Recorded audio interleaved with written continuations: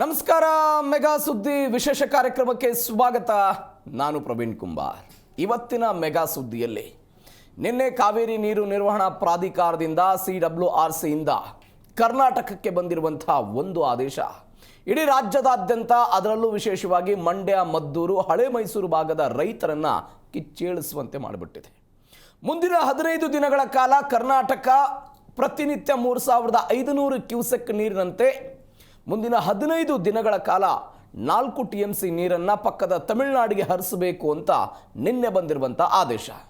ಒಂದು ಕಡೆ ಜೂನ್ ತಿಂಗಳಲ್ಲಿ ಇಡೀ ಕರ್ನಾಟಕ 42% ಮಳೆ ಕೊರತೆಯನ್ನು ಎದುರಿಸಿತು. ಜುಲೈ ತಿಂಗಳ 23ನೇ ತಾರೀಕಿನ ತನಕ ಇಡೀ ರಾಜ್ಯದಾದ್ಯಂತ 35% ಮಳೆ ಕೊರತೆಯನ್ನು ನಾವೆಲ್ಲ ಎದುರಿಸಿದ್ದೀವಿ. ಇವೆಲ್ಲದರ ನಡುವೆ 2018ರಲ್ಲಿ ಸುಪ್ರೀಂ ಕೋರ್ಟ್ನಿಂದ ಹಂಚಿಕೆ ಆಗಿರುವ ತಮಿಳುನಾಡಿಗೆ 177 TMC ನೀರನ್ನು ಕರ್ನಾಟಕ ಏನು ಬಿಡಬೇಕು, ಅದು ಪ್ರತಿ ತಿಂಗಳವಾರು ಕೂಡ ಇದೆ. ನೀವು ಜೂನ್ ತಿಂಗಳಲ್ಲಿ 9 TMC ಬಿಡಬೇಕು, ಜುಲೈ ತಿಂಗಳಲ್ಲಿ 31 TMC ನೀರನ್ನು ಬಿಡಬೇಕು. ಇದೀಗ ತಮಿಳುನಾಡು ಖ್ಯಾತೆ ತೆಗಿತಾ ಇದೆ. ಜೂನ್ ತಿಂಗಳ 9 TMC ಪೈಕಿ ಕೇವಲ 2 TMC ಬಿಟ್ಟಿದ್ದಾರೆ. ಜುಲೈ ತಿಂಗಳ 31 TMC ಪೈಕಿ ಕೇವಲ 0.57 TMC ಮಾತ್ರ ನೀರನ್ನು ಬಿಟ್ಟಿದ್ದಾರೆ. ನಮ್ಮ ಪಾಲು ಕರ್ನಾಟಕದಿಂದ ಬರ್ತಿಲ್ಲ ಅಂತ ಅವರು ನಿನ್ನೆ ಪ್ರಾಧಿಕಾರದ ಮುಂದೆ ವಾದ ಮಾಡಿದರು. ವಾದ ಪ್ರತಿವಾದದ ನಂತರ ಅಂತಿಮ ಆದೇಶ ಬಂತು. ಅದು ಅಂತಿಮ ಆದೇಶ ಕರ್ನಾಟಕದ ರೈತರಿಗೆ ಒಂದು ಹಿಡಿಶಾಪಕವಾಗಿ ಮಾರ್ಪಟ್ಟಿದೆ. ಹಾಗಾದರೆ ಸರ್ಕಾರ ಇದರ ವಿರುದ್ಧ ಏನು ಮಾಡಬಹುದು? ಆಗಸ್ಟ್ 3ನೇ ತಾರೀಕಿಗೆ DK ಶಿವಕುಮಾರ್ ಮತ್ತು ತಮಿಳುನಾಡಿನ ಮುಖ್ಯಮಂತ್ರಿ ವಿಜಯ್ ಅವರು ಮುಖಾಮುಖಿ ಆಗ್ತಾ ಇದ್ದಾರೆ. ಈ ಸಮಸ್ಯೆಗೆ ಪರಿಹಾರವನ್ನು ಏನಾದರೂ ತೆಗೆದುಕೊಳ್ಳಬಹುದಾ? ಮಳೆ ಆಗದೇ ಇದ್ದಂತಹ ಸಮಯದಲ್ಲಿ ಒಂದು ಸಂಕಷ್ಟ ಸೂತ್ರ ಅನ್ನುವಂಥ ಒಂದು ಪದವನ್ನು ನಾವೇನು ಬಳಕೆ ಮಾಡ್ತೀವಿ. ಈ ಸಂಕಷ್ಟ ಸೂತ್ರದ ಹಂಚಿಕೆ ಅನ್ನುವಂಥದ್ದು ಉಭಯ ರಾಜ್ಯಗಳ ನಡುವೆ ಏನಿದೆ? ಹಾಗಾದರೆ ಏನಾಗ್ತಿದೆ? ರಾಜ್ಯದ ರೈತರು ಇಡ್ತಾ ಇರುವಂತಹ ಬೇಡಿಕೆ ಏನು? ಸರ್ಕಾರದ ಸಮರ್ಥನೆ ಏನು? ಇನ್ನೂ ಪ್ರಖರವಾದಂತಹ ವಾದವನ್ನು ಪ್ರಾಧಿಕಾರದ ಮುಂದೆ ಸರ್ಕಾರ ಮಂಡಿಸಬಹುದಿತ್ತ? ಹೀಗೆ ಆದೇಶ ಬಂದಾಗ ಇದರ ವಿರುದ್ಧ ಮೇಲ್ನೋಟಕ್ಕೆ ಹೋಗೋದಕ್ಕೆ ಸಾಧ್ಯವೇನಾದರೂ ಇದೆಯಾ? ಇದೇ ಇವತ್ತಿನ ಮೆಗಾ ಸುದ್ದಿಯ ವಿಶೇಷ. ಕಾವೇರಮ್ಮ ಕಾಪಾಡಮ್ಮ.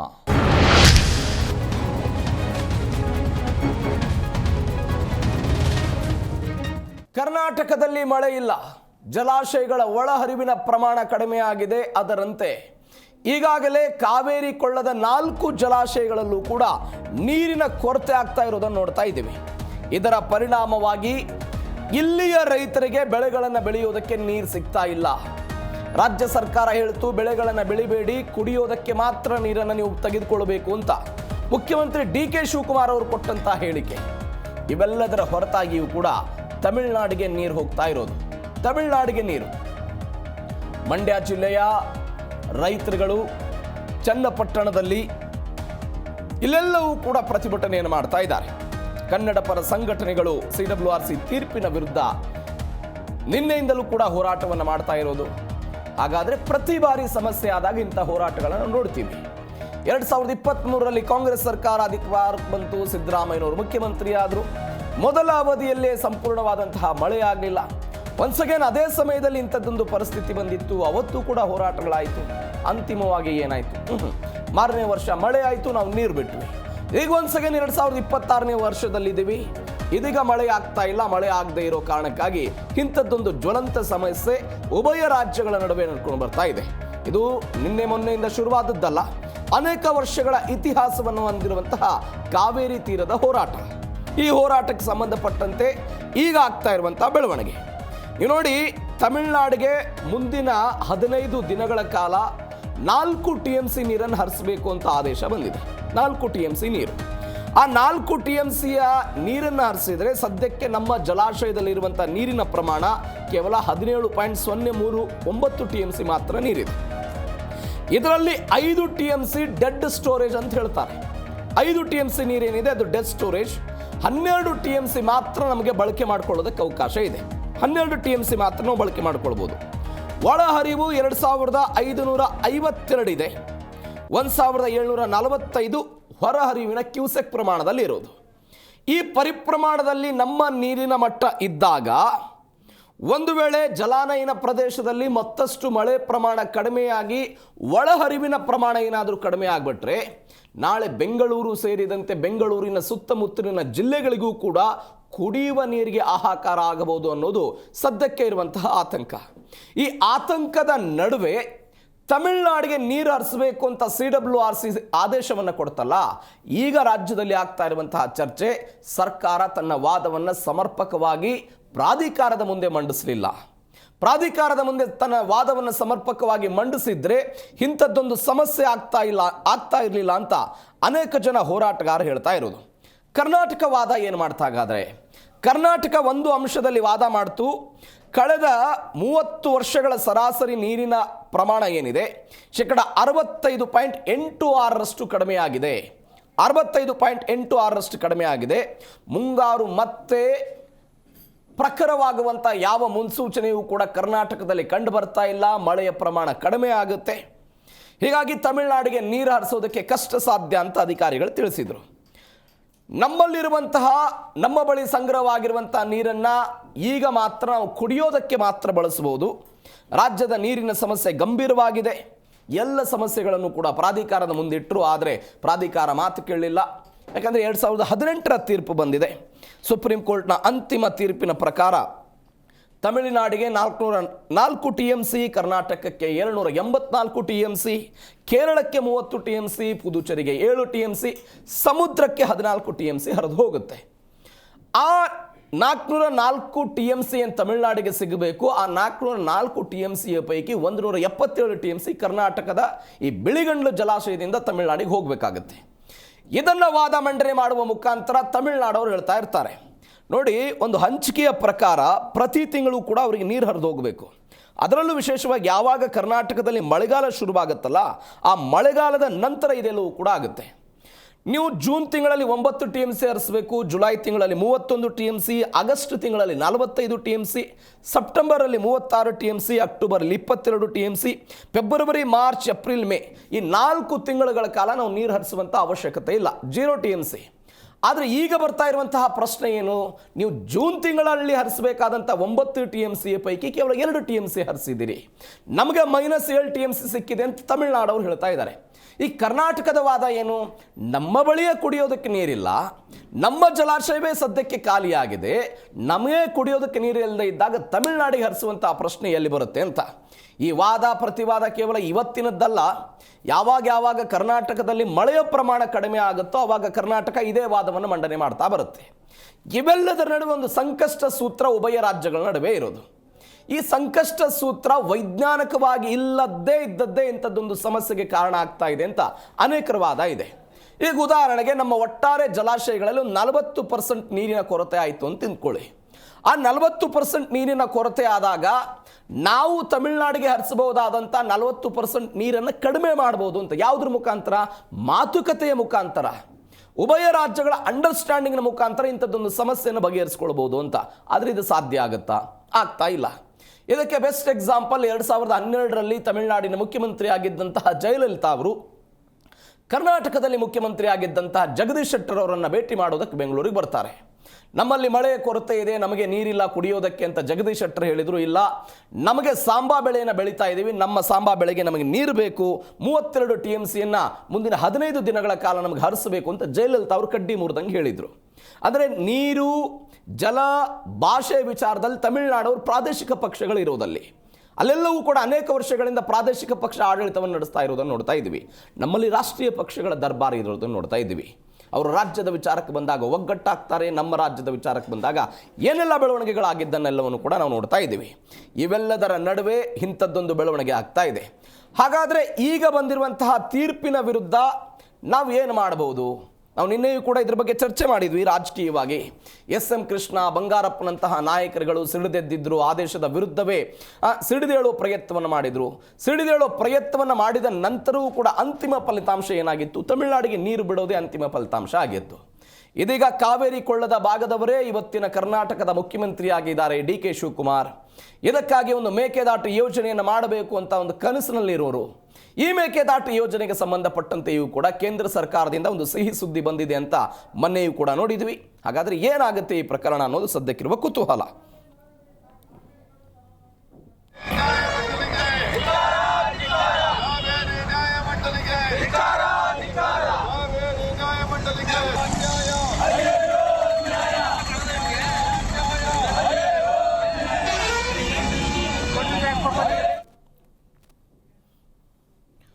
ಒಂದು ಕಡೆ ಹೋರಾಟ ಆಗ್ತಾ ಇದೆ, ಮತ್ತೊಂದು ಕಡೆ ಕಾನೂನಾತ್ಮಕವಾಗಿ ಗಟ್ಟಿ ಪ್ರತಿಪಾದನೆ ಆಗಬೇಕು ಅನ್ನುವಂತಹ ಮಾತುಗಳು ಕೇಳಿ ಬರ್ತಾ ಇದೆ. ಇವೆಲ್ಲದರ ನಡುವೆ ರೈತ ಮಾತ್ರ ತನ್ನ ಸಮಸ್ಯೆಯನ್ನು ಅನುಭವಿಸ್ತಾ ಇದ್ದಾನೆ. ಏನಾಗಬಹುದು ಇದು? ಹೆಂಗೆ ನೋಡ್ತಾರೆ ಇದನ್ನು ವಿಶ್ಲೇಷಕರು? ಇದೇ ವಿಚಾರದ ಬಗ್ಗೆ ಇವತ್ತು ಕೂಡ ಮಾತನಾಡ್ತಾ ಹೋಗೋಣ. ಹಲವು ಜನ ಅತಿಥಿಗಳು ನಮ್ಮನ್ನು ಜಾಯ್ನ್ ಆಗಿದ್ದಾರೆ. ನೀರಾವರಿ ತಜ್ಞರಾಗಿರುವಂಥ ವಿಜಯರಾಜ್ ಶಿಶೋದ್ಯ ಅವರು ನಮ್ಮ ಜೊತೆ ಇದ್ದಾರೆ. ಸರ್ ನಮಸ್ಕಾರ, ಕಾರ್ಯಕ್ರಮಕ್ಕೆ ಸ್ವಾಗತ. ನಮಸ್ಕಾರ. ಮತ್ತೊಂದು ಕಡೆ ಕನ್ನಡ ಹೋರಾಟಗಾರ ಆಗಿರುವಂಥ ತಾಯ್ನಾಡ್ ರಾಘವೇಂದ್ರ ಅವರು ನಮ್ಮ ಜೊತೆ ಇದ್ದಾರೆ. ನಮಸ್ಕಾರ ಸರ್, ಕಾರ್ಯಕ್ರಮಕ್ಕೆ ಸ್ವಾಗತ. ರೈತರಾಗಿರುವಂಥ ಅಂಬರೀಷ್ ಅವರು ನಮ್ಮನ್ನು ಜಾಯ್ನ್ ಆಗಿದ್ದಾರೆ. ನಮಸ್ಕಾರ, ಕಾರ್ಯಕ್ರಮಕ್ಕೆ ಸ್ವಾಗತ. ನೀರಾವರಿ ತಜ್ಞರಿಂದ ಚರ್ಚೆಯನ್ನು ಶುರು ಮಾಡೋಣ. CWRC ಆದೇಶವನ್ನು ಹೆಂಗೆ ನೋಡ್ತೀರಿ ಸರ್? CWRC ಆದೇಶ ಅನ್ಸೈಂಟಿಫಿಕ್ ಆಗಿದೆ. ಅನ್ಸೈಂಟಿಫಿಕ್ ಏಕೆಂದರೆ ಇದೇನಾಗುತ್ತೆ ಅಂದರೆ ಎವ್ರಿ ಟೈಮ್ ನಾವು ಮುಂಚೆ ಈಗ ಹೇಳ್ತಾ ಇದ್ದಂಗೆ ಎವ್ರಿ ಟೈಮ್ ನಾವು ಮಾತುಕತೆಯಲ್ಲಿ ಬಗೆಹರಿಸಬೇಕು ಅನ್ನೋದು ದಟ್ ಈಸ್ ನಾಟ್ ಕರೆಕ್ಟ್. ಅದಕ್ಕೆ ಒಂದು ಸಿಸ್ಟಮೆಟಿಕ್ ಫಾರ್ಮುಲಾ ಇರಬೇಕಿತ್ತು. ಇಷ್ಟು ವರ್ಷ ಆದರೂ ಒಂದು ಸಿಸ್ಟಮೆಟಿಕ್ ಫಾರ್ಮುಲಾ ಮಾಡಬೇಕಿತ್ತು. ಇಷ್ಟು ಕ್ಯಾಚ್ಮೆಂಟ್ ಇದೆ, ಇಷ್ಟು ಕ್ಯಾಚ್ಮೆಂಟ್ ಇದ್ದರೆ ಇದಕ್ಕೆ ಇಷ್ಟು ಮಳೆ ಆದರೆ ಇದರಲ್ಲಿ ಇಷ್ಟು ಶೇರಿಂಗ್ ಇರಬೇಕು ಅನ್ನೋದು ಒಂದು ಫಾರ್ಮುಲಾ ರೆಡಿ ಇದ್ದಿದ್ದರೆ ಈ ಸಮಸ್ಯೆಗಳು ಉದ್ಭವಿಸ್ತಾ ಇರಲಿಲ್ಲ. ಈಗ ನಾವು ಮಳೆ ಆಗಿರೋದು ನಾವು ವಾದ ಮಂಡಿಸ್ಬೇಕಾದ್ರೆ ನಾವು 65.7% ನಮಗೆ ಕಡಿಮೆ ಆಗಿದೆ. 30 ವರ್ಷದ ಆ್ಯಾವ್ರೇಜ್ ತೊಗೊಂಡ್ರೆ 65.7 ಒಳಹರಿವು ಕಡಿಮೆ ಆಗಿದೆ ಅಂದಾಗ ಅವರು 37% ಆಗಿದೆ ಅಂತ. ಇವತ್ತಿನ ಟೆಕ್ನಾಲಜಿಯಲ್ಲಿ ಆನ್ಲೈನ್ ನಿಮಗೆ ರಿಯಲ್ ಟೈಮ್ ಡಾಟಾ ಸಿಗುವಂಥ ಸನ್ನಿವೇಶದಲ್ಲಿ ಈ ಥರ ಏನೋ 1-2 TMC 1-2 ಇದರಲ್ಲಿ ಸ್ವಲ್ಪ ಹೆಚ್ಚು ಕಡಿಮೆ ಆಗಿರ್ಬೋದು ಪರ್ಸೆಂಟೇಜ್ ಅಂತ ಅದು ಲೆಕ್ಕ ಬರ್ಬೋದು. ಆದರೆ ಇದು 30% ಅದನ್ನು ಹೇಳೋದಾದರೆ ಕೋರ್ಟ್ ತೊಗೊಳ್ಳೋದಾದ್ರೆ ಹೆಂಗೆ ತೊಗೊಳುತ್ತೆ?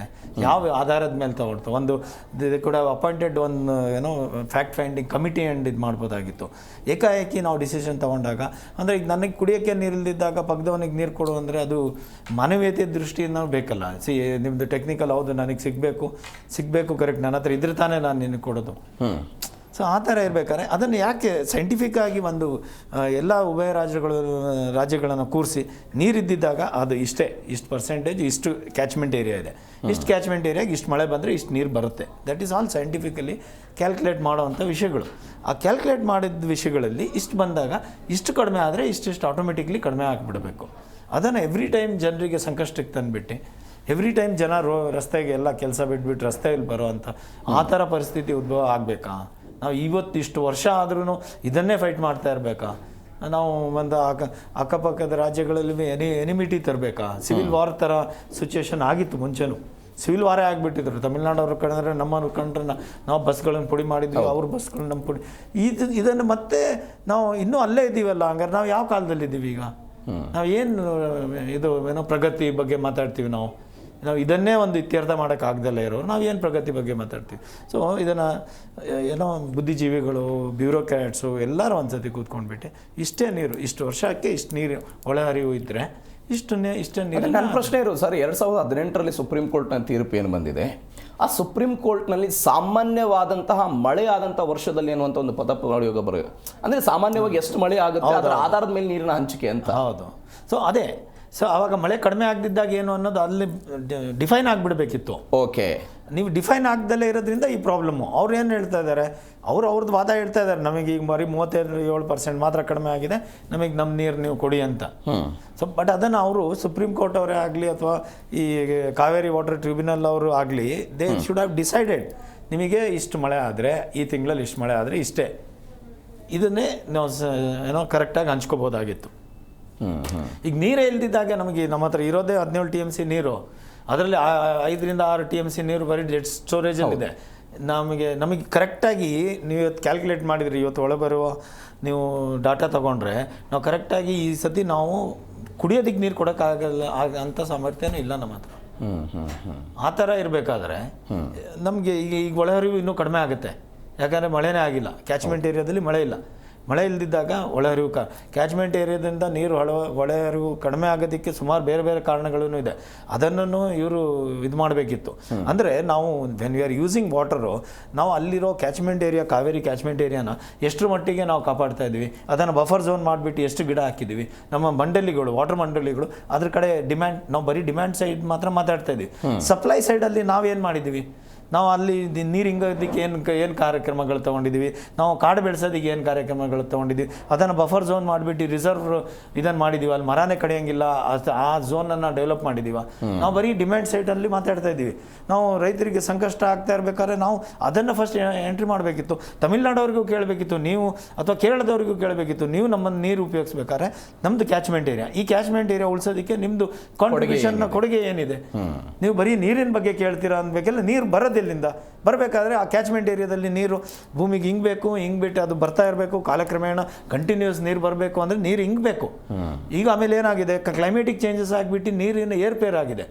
ಏರ್ಪೇರ್ ಆಗಿದೆ ಅಂದರೆ ಏನಾಗುತ್ತೆ, ಸಡನ್ನಾಗಿ ನೀರು ಒಂದೇ ಸ್ಮಾಲ್ ಟೈಮಲ್ಲಿ ಸಿಕ್ಕಾಪಟ್ಟೆ ನೀರು ಬಂದುಬಿಡುತ್ತೆ. ಅವಾಗ ಏನಾಗುತ್ತೆ, ಡ್ಯಾಮ್ಗಳು ಬರ್ತಿದ್ದಾಗ ಸಿಕ್ಕಾಪಟ್ಟೆ ನೀರು ಬಿಡ್ತಾ ಇರ್ತಾರೆ. ನಿಮ್ದು ಏನು ನೀರು ಹಿಂಗೋದು ಮಾಡಿದರೆ ನೀವು ಭೂಮಿಯಿಂದ ಸತತವಾಗಿ ನೀರು ಬರ್ತಾ ಇತ್ತು.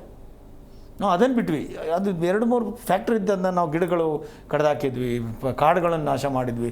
ಎಲ್ಲೆಲ್ಲಿ ನೋಡಿದರೂ ಕಾವೇರಿ ಕ್ಯಾಚ್ಮೆಂಟ್ ಏರಿಯಾದಲ್ಲಿ ರೆಸಾರ್ಟ್ಸ್ಗಳು ಬಂದು ಏನೇನೋ ಅನಾಹುತಗಳಾದವು. ಅದನ್ನು ನಾವು ನೋಡಬೇಕಿತ್ತಲ್ಲ. ಬಟ್ ಇವೆಲ್ಲದರ ನಡುವೆ ಸರ್ ನಾವು ಮಾಡಬೇಕಾಗಿತ್ತು ಎಲ್ಲವೂ ಕೂಡ ಒಪ್ಕೊಳ್ಳೋದೆ. ನಾವು ಒನ್ಸ್ ಅಗೇನ್ ಸಂಕಷ್ಟ ಸೂತ್ರಕ್ಕೆ ವಿಸ್ತೃತವಾಗಿ ಚರ್ಚೆ ಮಾಡೋದಾದರೆ, ಈ ಸಂಕಷ್ಟ ಸೂತ್ರದಲ್ಲಿ ಒಂದು ಆಪ್ಷನ್ ಇದೆ.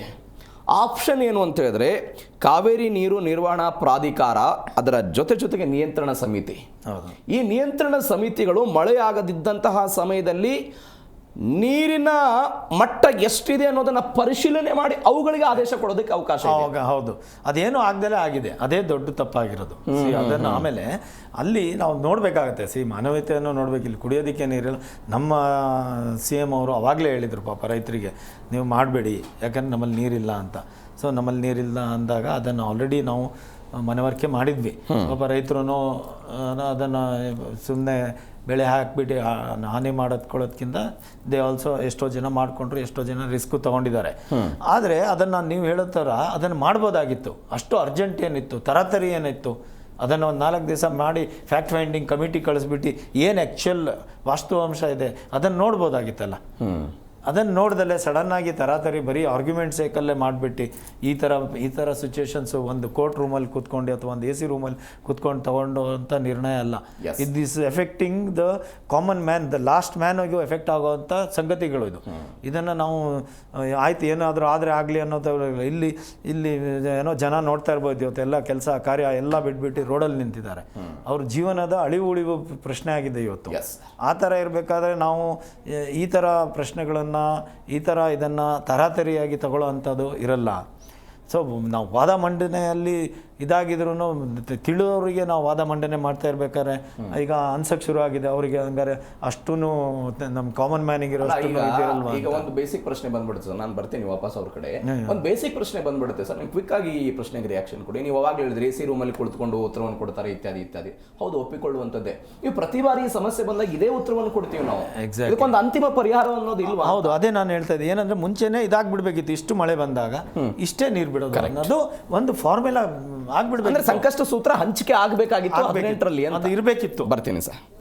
ತಾಯ್ನಾಡು ರಾಘವೇಂದ್ರ ಅವರೇ, ಇಂಥ ಸಮಸ್ಯೆ ಬಂದಾಗ ಕನ್ನಡ ಪರ ಸಂಘಟನೆಗಳು ಬೀದಿಗಿಳಿತವೆ, ಪ್ರತಿಭಟನೆ ಮಾಡ್ತಾರೆ, ಬಂದಿ ಕರೆ ಕೊಡ್ತಾರೆ. ಅಂತಿಮ ಪರಿಹಾರ ಅನ್ನೋದೇನು? ಹೆಂಗೆ ನೋಡ್ತೀರಿ CWRC ಆದೇಶವನ್ನು? ಅಲ್ಲ, ಇವಾಗ ನೋಡಿ, ಯಾವಾಗಲೂ ನಾವು ಕರ್ನಾಟಕದವರಿಗೆ ಬಲಿಪಶು ಮಾಡ್ತಲೇ ಇದೆ ಏನೊಂದು ಈ ಒಂದು ಆದೇಶ. ಇವಾಗ ನಾವೇನು ಹೇಳ್ತಾ ಇದ್ದೆ, ಇವತ್ತೇನಾಗಿದೆ, ಮುಖ್ಯಮಂತ್ರಿಗಳಾದರು ಅದೇ ಭಾಗದವರು. ಈಗ ಅವ್ರಿಗೇನಾಗಿದೆ, ಬರೀ ಅವರು ಮಂತ್ರಿಮಂಡಲ ರಚನೆ ಮಾಡೋದ್ರಲ್ಲಿ ಬ್ಯುಸಿಯಾಗಿದ್ದಾರೆ. ಈ ಒಂದು ಏನು ಆದೇಶ ಬರುತ್ತೆ ಮುಂದಿನ ದಿನಗಳಲ್ಲಿ ಏನಾಗುತ್ತೆ. ಆದರೆ ನಮ್ಮ ಮುಖ್ಯಮಂತ್ರಿಗಳಿಗೆ ಈಗ ನಡುವೆ ಈ ಆದೇಶ ಬರೋದಕ್ಕಿಂತ 1 ತಿಂಗಳು ಮುಂಚಿತವಾಗಿ ಹೇಳ್ತಾರೆ ರೈತರಿಗೆ, ನೀವು ಯಾವುದೇ ಬೆಳೆಗಳನ್ನು ಹಾಕಬೇಡಿ ಅಂತ. ಅಂದರೆ ಇದು ಪೂರ್ಣ ನಿಯೋಜಿತ ಆದೇಶವಾಗಾದರೆ, ಅಂದರೆ ನಿಮ್ಗೆ ಈ ಥರ ಆದೇಶ ಬಂದ್ಬಿಡುತ್ತೆ, ರೈತರನ್ನೆಲ್ಲ ಎಚ್ಚೆತ್ಕೊಳ್ಳೋದು. ಯಾಕಂದರೆ ಇವತ್ತು ಏನಾಗಿದೆ ನೋಡಿ, ಇದು ಕಾಂಗ್ರೆಸ್ಸು ಮತ್ತು ವಿಜಯ್ ಅವರ ಪಕ್ಷ ಅಲ್ಲಿ ಸಮ್ಮಿಶ್ರ ಸರ್ಕಾರ ಸ್ಟಾಲಿನ್ ಅವ್ರ ಜೊತೆಗೂ ಕೂಡ ಅದ್ರ ಜೊತೆಗೂ ಇದೆ ಎಲ್ಲ. ಇವಾಗ ಏನಾಗಿದೆ, ತಮಿಳ್ನಾಡಿವರಿಗೆ ಆ ಕಡೆ ಹೈಕಮಾಂಡಲ್ಲೂ ಬೇಕಾಗುತ್ತೆ, ಈ ಕಡೆ ತಮಿಳ್ನಾಡು ಸರ್ಕಾರದಲ್ಲೂ ಮಾಡಬೇಕಾಗಿದೆ. ಯಾಕೆ ಕಾಂಗ್ರೆಸ್ನ 2 ನಡೆಯೋದು. ಇವತ್ತು ಇವರು ಕದ್ದು ಮುಚ್ಚಿನೂ ಸುಮಾರು ಸಲ ನೀರುಗಳು ಬಿಟ್ಟಿದ್ದಾರೆ ಅಂತ ನಮ್ಮ ರೈತರುಗಳು ಹೋರಾಟ ಮಾಡ್ತಾ ಇದ್ದಾರೆ. ರೈತರುಗಳಿಂದ ಅಲ್ಲಿಂದ ಬಂದಿರೋ ಉತ್ತರಗಳಿದೆ. ಆದರೆ ಈ ಬರೀ ರಾಜಕೀಯನೇ ಮಾಡ್ತಾ ಹೋದ್ರೆ ಇವ್ರಿಗೆ ಯಾಕೆ ನಾವು ಕರ್ನಾಟಕದ ತೆರಿಗೆ ದುಡ್ಡು ತಗೊಂಡು ಕರ್ನಾಟಕದ ಮುಖ್ಯಮಂತ್ರಿಗಳಾಗಿ ಈ ಥರ ಮಾಡಿ ನಮ್ಮ ಒಂದು ರೈತರ ಬಗ್ಗೆ ಇವರಿಗೆ ಕಾಳಜಿನೇ ಇಲ್ಲ ಅಂತ ಅಂದರೆ ಹೇಗೆ ಇದು ಯಾವ ರೀತಿ? ಆಮೇಲೆ ನೋಡಿ, ಜಲಪೋಲ ಸಚಿವರು ಒಬ್ಬರು ನಮ್ಮ ರಾಮಲಿಂಗಂ ರೆಡ್ಡಿ ಅವರು, ಅವ್ರಿಗೆ ಪಾಪ ಒಂದು ಭದ್ರಾ ಯಾವುದೋ ಒಂದು ಇದನ್ನ ಮೇಲ್ದಂಡೆ ಯೋಜನೆಗೆ ಒಂದು ಗೇಟನ್ನು ಉದ್ಘಾಟನೆ ಮಾಡೋಕ್ಕೆ ಬೇರೆ ಬೇರೆ CMಗಳು ಬಂದರೆ ಇವ್ರು ಹೋಗ್ತಾ ಇಲ್ಲ. ಅಂದರೆ ತುಂಗಭದ್ರದ್ದು, ಕರೆಕ್ಟ್, ತುಂಗಭದ್ರದ್ದು. ಅಂದರೆ ಅವರಿಗೆ ಈ ಒಂದು ಜಲಸಂಪನ್ಮೂಲ ಖಾತೆ ಅವ್ರಿಗೆ ಬೇಕಾಗಿಲ್ಲ. ಈಗ ಇಂಥ ಸಚಿವರನ್ನ ಇಟ್ಕೊಂಡು ನಾವು ನಮ್ಮ ಕರ್ನಾಟಕದ ರೈತರು ನಾವು ಈ ಸರ್ಕಾರ ನಂಬ್ಕೊಂಡು ಹೇಗಿರೋಕ್ಕಾಗುತ್ತೆ? ಇವತ್ತು ನೋಡಿ, ನಮ್ಮ ಬೆಂಗಳೂರು ಜನಗಳು ಎಲ್ಲ ಒಂದು ಕಡೆ ಟ್ರಾಫಿಕ್ ಜಾಮ್ ಆಯಿತು ಅಂದರೆ ಬಾಯ್ ಬಿಡ್ಕೊತಾರೆ, ಇದೇನಪ್ಪ ಕನ್ನಡ ಶೆಲ್ಲ ಹಾಕ್ಕೊಂಡು ರೋಡಿಗೆ ಇಳ್ಕೊಂಡು ಏನೋ ದಾದಾಗಿರಿ ಮಾಡ್ತಾರೆ ಇವರು, ಏನೋ ನೀವು ಕಲೆಕ್ಷನ್ ಮಾಡೋರು ಅಂತ. ಇವತ್ತು ನಿಮಗೆ ಬಾತ್ರೂಮಲ್ಲಿ ನೀರು ಬಂದಿಲ್ಲ ಅಂದರೆ, ಕುಡಿಯಲಿಕ್ಕೆ ನೀರು ಬಂದಿಲ್ಲ ಅಂದರೆ ಇದೇ ಕನ್ನಡ ಪರ ಸಂಘಟನೆಯವ್ರು ಬೇಕಾಗುತ್ತೆ ಬೀದಿಗಿಳಿಯೋಕ್ಕೆ. ಯಾಕೆಂದರೆ ಯಾರೂ IP ಜನಗಳು IT ಕಂಪ್ನಿಯವ್ರು ಇಳಿಯಲ್ಲ. ಇವತ್ತು ನಾವೇ ಬೀದಿಗಿಳಿಯೋದು. ಇವತ್ತು ಕೂಡ ಬೆಳಗ್ಗೆ ನಾನು ಕೋರ್ಟ್ ಮುಗಿಸ್ಕೊಂಡು ಬಂದೆ, ಇದೇ ಕಾವೇರಿಗೆ ಪಾದಯಾತ್ರೆ ಮಾಡಿದ್ರೆ ನಮ್ಮ ಮೇಲೆ ಕೇಸ್ ಹಾಕಿರೋದು ಇನ್ನೂ ಕ್ಲಿಯರ್ ಆಗಿಲ್ಲ. ಈ ರೀತಿ ಇರಬೇಕಾದಾಗ ನಾವು ಯಾರ್ದೋ ಇಲ್ಲಿ ಮನೆಗೆ ನೀರು ಬಡಿಸೋದಕ್ಕೆ ನಾವು ಹೋರಾಟ ಮಾಡಿ ಕೇಸ್ ಹಾಕ್ಸ್ಕೊತೇವೆ, ಅದೇ ಜನಗಳು ಬಯಸ್ಕೊತೇವೆ. ಇವತ್ತು ಏನಾಗಿದೆ ನೋಡಿ, ಈ ಒಂದು ಸರ್ಕಾರ BJPನೂ ಅಷ್ಟೇ. ಇವತ್ತು ನೋಡಿ, ಇಷ್ಟು ಜನ MP ಗಳು ಹೊಂದಿರೋಂಥ BJP ವಿರೋಧ ಪಕ್ಷ ಏನೋ ಕಣ್ಣು ವರ್ಷ ತಂತ್ರಕ್ಕೆ ಹೋಗಿ ಏನೋ ಹುಳ್ಳಿ ಬೆಳಿತವೆ ಅಂತ ಇವತ್ತು ಹೋಗಿದ್ದಾರೆ ಅಷ್ಟೇ. ಅವರು ಕೂಡ ಈ MP ಗಳು ಎಲ್ಲರೂ ಸೇರಿಕೊಂಡು ಅಲ್ಲಿ ಇವರು ವಿರೋಧ ಪಕ್ಷವಾಗಿ ಇವ್ರ ಕೆಲಸನೂ ಮಾಡ್ಬೋದಾಗಿತ್ತು. ನೋಡಿ, ಕಾವೇರಿ ನೀರಾಗದಲ್ಲಿ ಮಳೆ ಇಲ್ಲ, ಈ ಸಲ ಮಳೆ ಇಲ್ಲದೇ ಕಾರಣದಿಂದ ಈ ಒಂದು ತೀರ್ಪು ಬರುತ್ತೆ ಅಂತ ಗೊತ್ತಿರುತ್ತಲ್ವ. ಇದಕ್ಕೆ ಅಂತ ಕೋಟ್ಯಾಂತರ ರೂಪಾಯಿ ಖರ್ಚು ಮಾಡಿಬಿಟ್ಟು ನಮ್ಮದೇ ಆದಂಥ ಅಡ್ವೊಕೇಟ್ಗಳು, ಲಾಯರ್ಗಳನ್ನ ಇಡ್ತಾರೆ ಇವರು. ಮತ್ತು ಅವ್ರೇನು ದನ ಕಾಯ್ತಾರೆ? ಹಾಗಾದರೆ ಏನಕ್ಕೆ ಬೇಕು ಅವರಿಗೆ? ಈ ರೀತಿ ಒಂದಿದ್ದಾಗ ಇವತ್ತು ನೋಡಿ ಬೆಂಗಳೂರಲ್ಲಿ ನನ್ನ ಪ್ರಶ್ನೆ ಇರೋದು, ವಕೀಲರಿದ್ದಾರೆ, ಅಡ್ವೊಕೇಟ್ಸ್ ಇದ್ದಾರೆ, ಕಾನೂನಾತ್ಮಕ ಹೋರಾಟ ಮಾಡೋದಕ್ಕೆ ತಂಡ ಇದೆ, ಎಲ್ಲವೂ ಕೂಡ ಹೌದು, ಒಪ್ಪಿಕೊಳ್ಳುವಂಥದ್ದೇ. ಆದರೆ 2018ರಲ್ಲಿ ಅಂಥದ್ದೊಂದು ತೀರ್ಪು ಬಂದಾಗ್ಬಿಟ್ಟಿದೆ. ಆ ತೀರ್ಪಿನ ಅನ್ವಯ ಸರ್ಕಾರ ನಡೆದುಕೊಳ್ಬೇಕಾದಂಥ ಅನಿವಾರ್ಯತೆ ಇದೆ ಅಂತ ಅವ್ರು ಹೇಳುವಂಥ ಮಾತು ಅಲ್ಲ. ಕರೆಕ್ಟು, ತೀರ್ಪು ಬಂದಿದೆ. ಆ ತೀರ್ಪು ಬರೋದಕ್ಕೂ ಅವತ್ತಿನ ಆಡಳಿತ ಮಾಡ್ತಿರೋಂಥ ನಮ್ಮ ಸರ್ಕಾರಗಳ ಬೇಜವಾಬ್ದಾರಿದಲ್ಲೇ ತೀರ್ಪು ಬಂದಿರೋದು, ಬೇರೆ ಏನಿಲ್ಲ. ಅವತ್ತಿನ ಒಂದು ಆಡಳಿತ ಮಾಡ್ತಿರೋದು ಯಾವ ಸರ್ಕಾರ ಇತ್ತು ಆ ಬೇಜವಾಬ್ದಾರಿ. ಇವತ್ತು ಏನಾಗಿದೆ ಅಂದರೆ, ಇವರಿಗೆ ರೈತರು, ಕಾರ್ಮಿಕರು ಯಾರೂ ಬೇಕಾಗಿಲ್ಲ. ಇವರಿಗೆ ದುಡ್ಡು ಬೇಕು, ಅಧಿಕಾರ ಬೇಕು, ನಾನು 5 ವರ್ಷ ಪೂರೈಸಬೇಕು, ಇದರಲ್ಲೇ ಕಾಲಹರಣ ಮಾಡ್ತಾ ಇದ್ದಾರೆ. ಬಿಟ್ಟರೆ ಈಗ ಏನಾಗಿದೆ ಅಂದರೆ, ಅದು ಯಾವುದೋ ಕಾಕ್ರೋಚ್ ಪಾರ್ಟಿ ಬಂತಲ್ಲ, ಹೊಸ ಒಂದು ಸಮೂಹನವರು ಬರಬೇಕು ಹಂಗೆ ಅನ್ಸ್ಬಿಡ್ತಾ ಇದೆ ಜನಗಳಿಗೆ. ಇವತ್ತು ನೋಡ್ರಿ, ನಮ್ಮ ಬೆಂಗಳೂರಲ್ಲಿ ಕೆಲವು ಭಾಗದಲ್ಲಿ ಇನ್ನೂ ಕಾವೇರಿ ನೀರು ಬರ್ತಾ ಇಲ್ಲ, ಎಷ್ಟೋ ಕಡೆ ಕಾವೇರಿ ನೀರು ಬರ್ತಾ ಇಲ್ಲ. ಅದರ ಜೊತೆಗೆ ಇನ್ನೊಂದಿಷ್ಟು ಮರ ಗಿಡ ಕಡಿದ್ಬಿಟ್ಟು ಹೊಸ ಸಿಟಿ ಮಾಡ್ತಾ ಇದ್ದಾರೆ ಇವರು. ಅಲ್ಲಿಗೆ ಎಲ್ಲಿಂದ ನೀರು ಕೊಡ್ತೀರಪ್ಪ?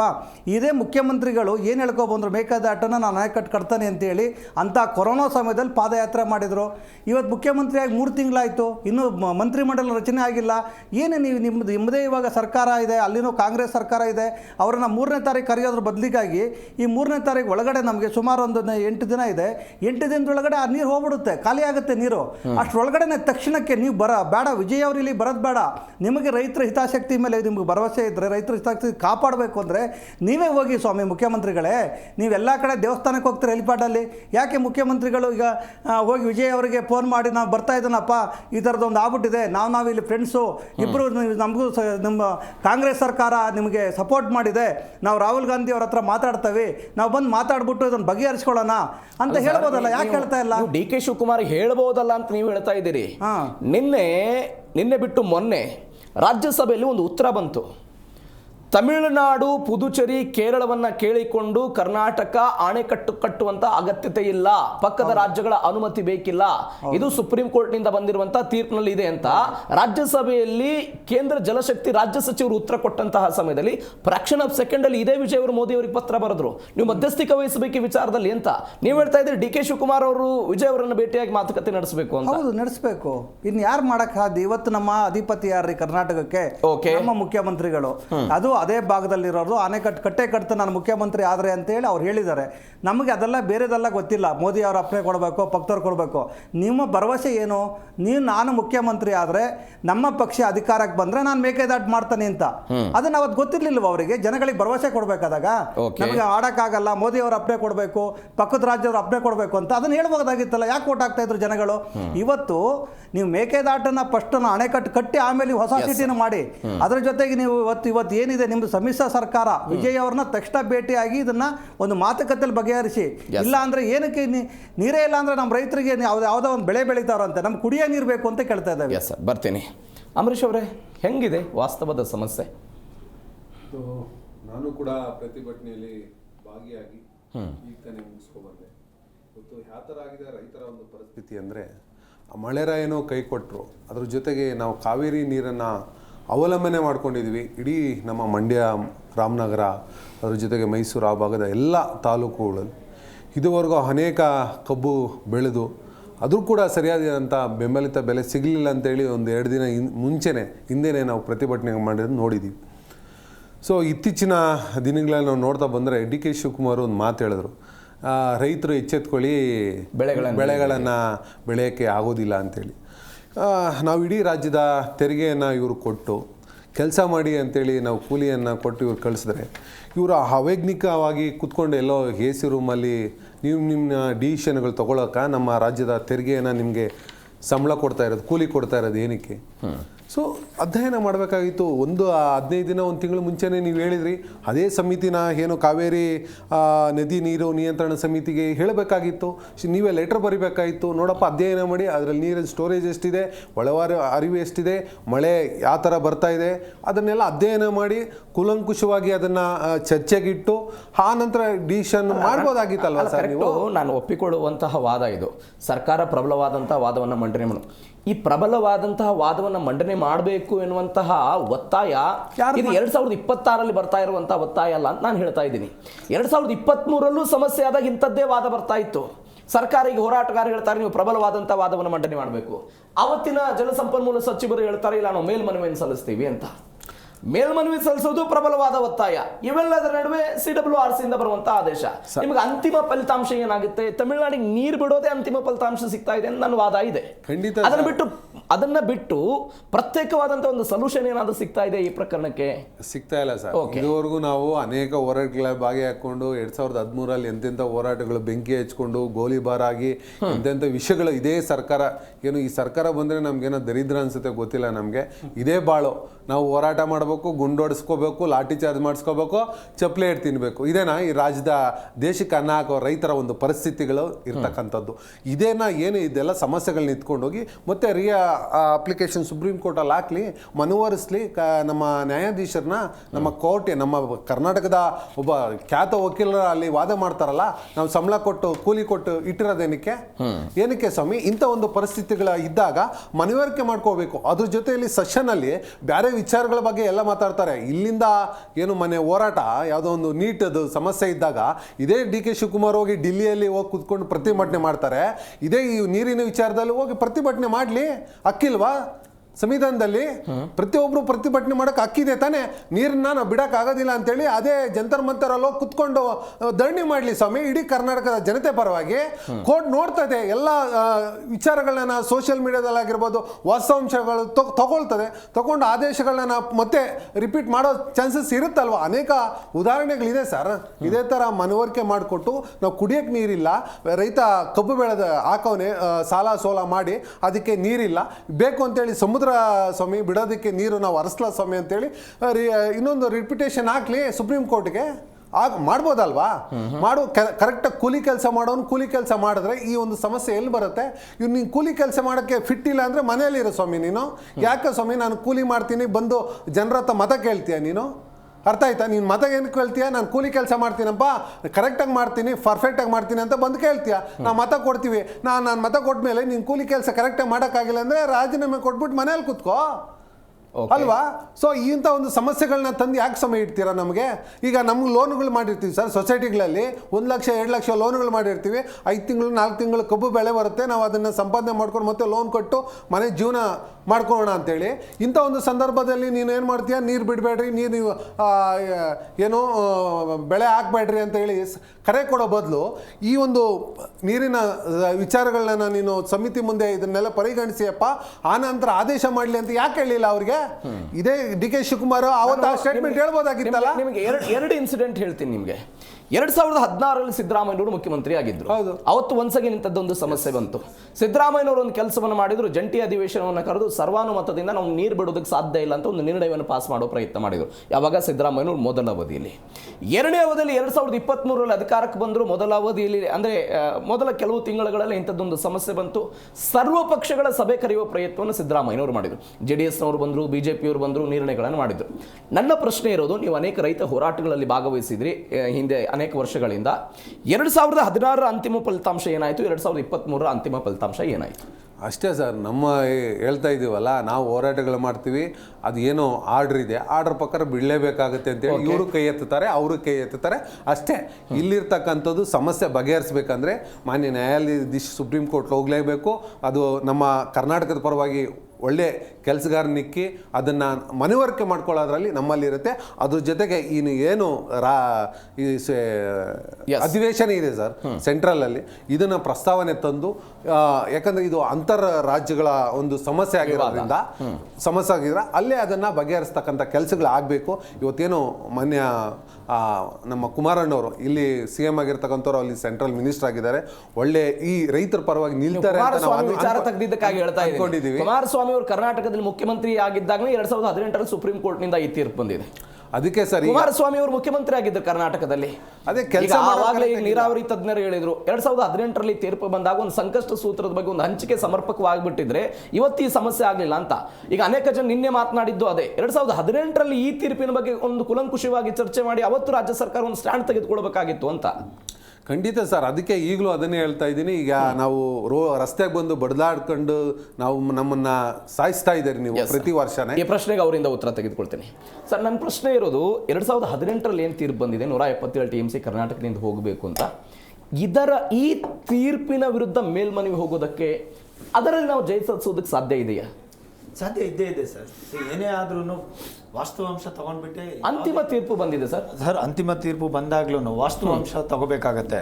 ಈಗ ನಾವು ಇದು KRS ಡ್ಯಾಮೇ ಆಗಲಿ, KRS ಡ್ಯಾಮಲ್ಲಿ ಹೂಳು ಎಷ್ಟು ಬಂದಿದೆ, ಆ ಹೂಳಲ್ಲಿ ನಿಮ್ಮದು ಕೆಪಾಸಿಟಿನೇ ಎಷ್ಟು ಕಡಿಮೆ ಆಗಿದೆ. ಯು ಕೆನಾಟ್, ಆ ಹೂಳಲ್ಲಿ ನಿಮ್ದು ಅರ್ಧ ಕೆಪಾಸಿಟಿ ಕಡಿಮೆ ಆಗಿದೆ, ನಿಮ್ಗೆ ಏನು ಡೆಡ್ ಸ್ಟೋರೇಜ್ ಇದೆ ಅದ್ರದ್ದು ಕ್ಯಾಲ್ಕುಲೇಷನ್ ಅಂತೂ ಎಲ್ಲದು ಸೈಂಟಿಫಿಕ್ ಆಗಿ ಸಿಗುತ್ತೆ.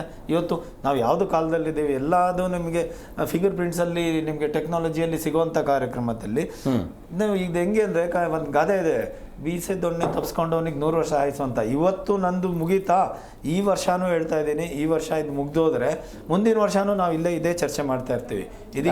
ಇದಕ್ಕೆ ಏನಾಗಿದೆ, ಯಾರಿಗೂ ಪರ್ಮನೆಂಟ್ ಸೊಲ್ಯೂಷನ್ ಅಂತ ಬೇಕಾಗಿಲ್ಲ ಸರ್. ಯಾಕೆ ಸರ್ ಆಗಲ್ಲ? ಅದು ನೀವು ಇದೇನು ದೊಡ್ಡ ಇದು, ನೀವು ಎಷ್ಟು ಮಳೆ ಬರುತ್ತೆ, ಎಷ್ಟು ಕ್ಯಾಚ್ಮೆಂಟ್ ಏರಿಯಾ ಇದೆ, ಎಷ್ಟು ನೀರು ಬರುತ್ತೆ ಅಷ್ಟರ ಪ್ರಕಾರ ಹಂಚಬೇಕು. ಇದೇನು ದೊಡ್ಡ ಏನೋ ಆಗ್ದಲ್ಲೇ ಇರೋವಂಥ ಕಥೆನಾ ಅಥವಾ ಗೊತ್ತಾಗ್ದಲ್ಲೇ ಇರೋಂಥ? ಅದು ಇವತ್ತು ಒಂದು 10ನೇ ಕ್ಲಾಸ್ ಮಗ ಕೇಳಿದರೆ ಅದನ್ನು ಹೇಳುತ್ತೆ.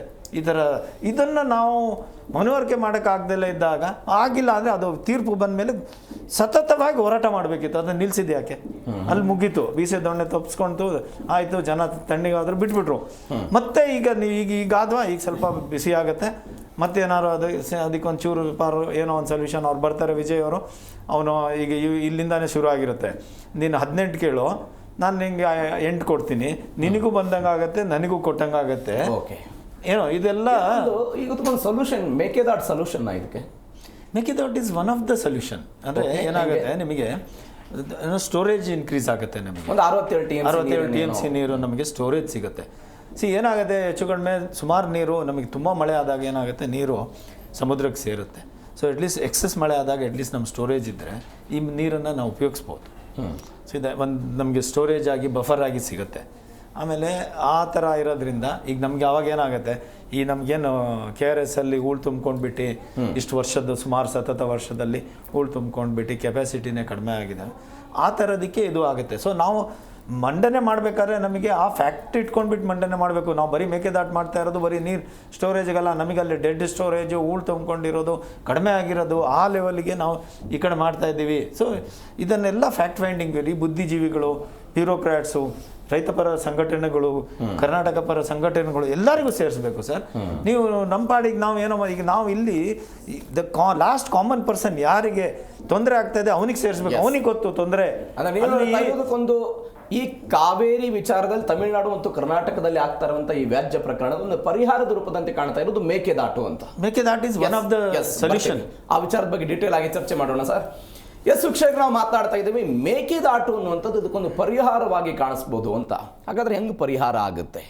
ತಾಯ್ನಾಡು ರಾಘವೇಂದ್ರ, ನೀವು ಅವಾಗಲೇ ಹೇಳ್ತಾ ಇದ್ರಿ ಮಾಡುವ ಇಚ್ಛಾಶಕ್ತಿ ಇಲ್ಲ, ಕೆಲವೊಂದು ವಿಚಾರಗಳಲ್ಲಿ ಗಂಭೀರವಾದಂಥ ನಿರ್ಣಯವನ್ನು ತೆಗೆದುಕೊಳ್ಬೇಕು ಅಂತ. ನೀವು ಒನ್ಸ್ ಅಗೇನ್ ನಾವು ಕರ್ನಾಟಕದ ಈ ಕಾವೇರಿ ನೀರಿನ ವಿಚಾರದ ಹೋರಾಟದ ಸ್ವಲ್ಪ ಇತಿಹಾಸಕ್ಕೆ ಹೋದರೆ 91ರಲ್ಲಿ ಇದೇ ಬಂಗಾರಪ್ಪನವರು ಅವತ್ತು 250 TMC ನೀರನ್ನು ಕರ್ನಾಟಕ ತಮಿಳುನಾಡಿಗೆ ಬಿಡಬೇಕು ಅಂತ ಆದೇಶ ಬಂತು. ಇದರ ವಿರುದ್ಧ ಬಂಗಾರಪ್ಪನವರು ಹೇಳಿದರು, ಕರ್ನಾಟಕ ಕಾವೇರಿ ಜಲಾನಯನ ಪ್ರದೇಶದ ನೀರಾವರಿ ರಕ್ಷಣೆ ಸುಗ್ರೀವಾಜ್ಞೆ 1991 ಜಾರಿಗೆ ತರುವ ಪ್ರಯತ್ನ ಮಾಡಿದರು. ಇಡೀ ಭಾರತೀಯ ರಾಜಕೀಯ ಇತಿಹಾಸದಲ್ಲಿ ನ್ಯಾಯಾಂಗದ ಆದೇಶವನ್ನೇ ಉಲ್ಲಂಘನೆ ಮಾಡಿ ಇಂಥದ್ದೊಂದು ಕ್ರಮವನ್ನು ಅವತ್ತು ಬಂಗಾರಪ್ಪನವರು ತೆಗೆದುಕೊಂಡರು. ಅಂತಿಮ ಫಲಿತಾಂಶ ಏನಾಯಿತು?